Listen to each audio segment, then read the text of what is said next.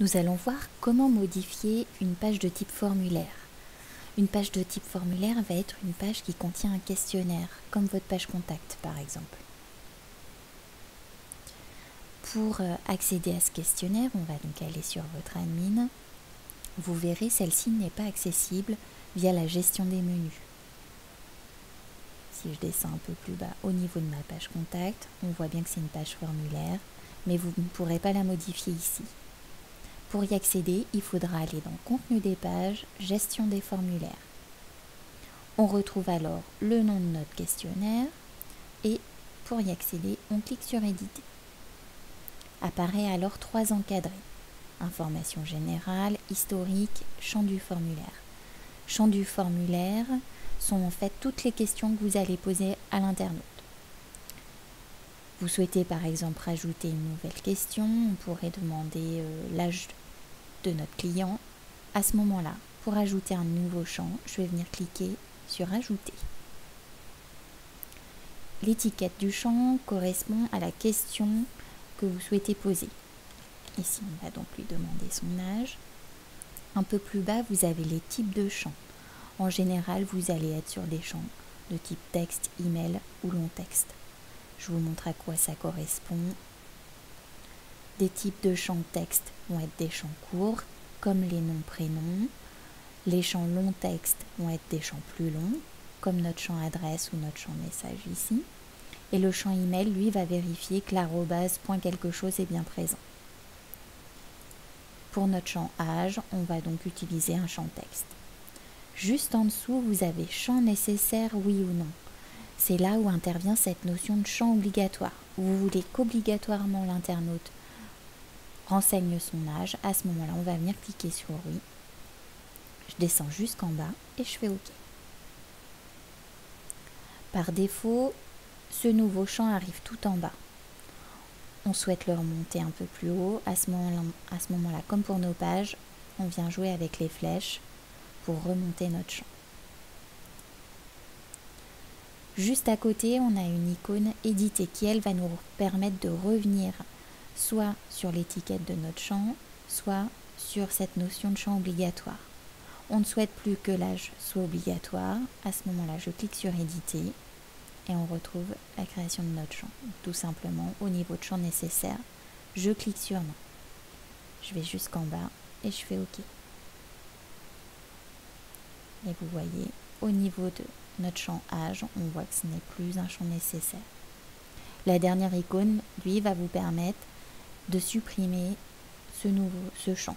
Hop, je clique dessus et je supprime le champ âge.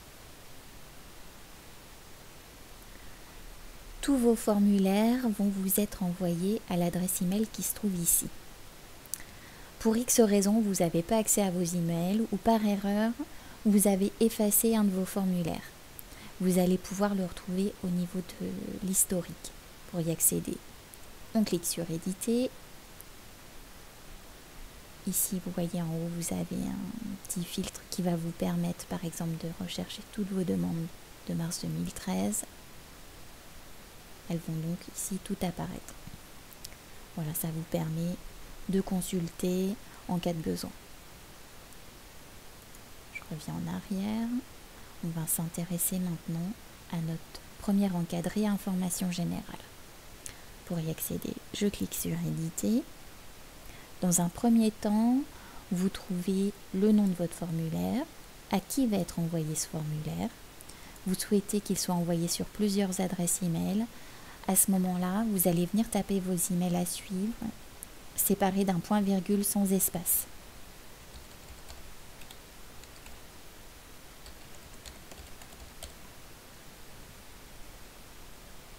Si je continue un peu, ensuite on a ce qui concerne la mise en page du formulaire. On va descendre encore un peu. Ce qui nous intéresse, c'est le contenu affiché sur le formulaire. En fait, un peu plus bas ici, vous retrouvez tout le texte qui se trouve autour de votre formulaire. Les champs obligatoires, vos coordonnées et le titre de votre formulaire. On les a divisés en différentes parties. Vous voyez, ici vous avez une partie préfixe, qui va donc venir au-dessus de votre formulaire, où vous allez pouvoir inscrire votre titre, etc. Et ici, vous retrouvez votre outil d'édition comme sur vos pages normales. Si je descends un peu plus bas, on trouve ensuite la partie suffixe, ce qui apparaît sous votre formulaire. Vous y trouverez souvent cette notion de champ obligatoire. Je continue. Ensuite, on a ce qui concerne la colonne de gauche. Sur ce site, on n'est pas concerné, donc je vais aller un peu plus bas. Ensuite, on a ce qui concerne notre colonne de droite, avec nos coordonnées. Ici, vous voyez, nos coordonnées apparaissent via des métas. Ces métas vont chercher les informations que vous avez renseignées dans votre page Configuration, Information Société.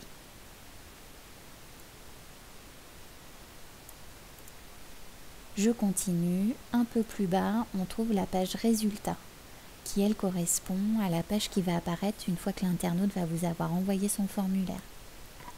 En général, vous trouverez un message basique du style « Merci pour votre demande, nous vous répondrons dans les plus brefs délais ». Si vous effectuez la moindre modification, n'oubliez pas d'aller jusqu'en bas et de faire OK.